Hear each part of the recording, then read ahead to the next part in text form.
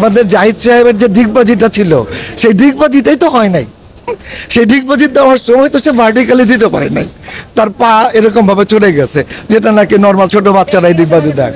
জাহেদ খানকে হিরো হিসেবে বলা যায়? আর জাহেদ খানকে সুপারস্টার আমি কি করে বলবো?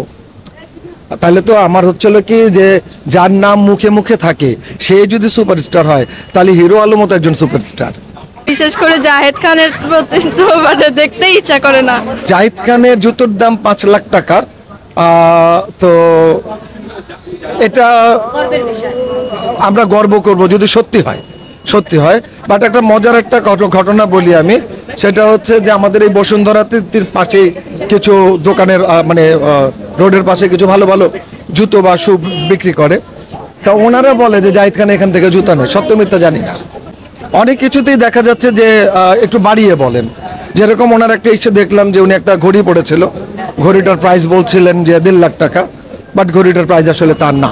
তো এই ধরনের বেশ কিছু জিনিস আমি তার মধ্যে অসঙ্গতি দেখি বা আমার কাছে মানে দর্শক হিসেবে লাগে আর কি। তবে উনি সুদর্শন। জঘন্য, অবভিয়াসলি জঘন্য। জাহিদ খানের ডিগবাজি জঘন্য কেমন সবার সামনে ডিগবাজি দিবে, এটা আবার কিরকম? জঘন্যই তো। প্রস্তাব দিবেও না আর আমি করবো না, আমার কাছে তো লাগে না। আমি তাকে দেখেও নাই তো, 0%। হিরো আলো না, জাহেদ খান সুদর্শন হবে আই গেস। আচ্ছা, জাহেদ খানের কোনো কিছু আসলে আমি অফ করে দিই টিভিতে। হ্যাঁ, তো বেসিক্যালি ব্যাপারটা তা না, যাকে মানুষ যার অভিনয়ে চর্চায় থাকে, যার অভিনয়ের জন্য মানুষ এসে হল পর্যন্ত আসে, যেমন আমার মতন মানুষ হল পর্যন্ত এসছে। হ্যাঁ, তো আমি মনে করি যে সাকিব খান বেস্ট বাংলাদেশের মধ্যে।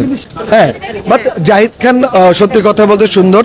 জাহিদ খানের ফিগার ভালো, হ্যাঁ, ওনার ব্যবহার ভালো, কিন্তু এজ এ মানে হিরো একটা অভিনয় মানে অভিনেতা হিসাবে আমি জাহিদ খানকে সেরকম ভাবে মূল্যায়ন করি না। জাহিদ খানকে বর্তমান প্রজন্মের একজন ফ্যাশনেবল পার্সন।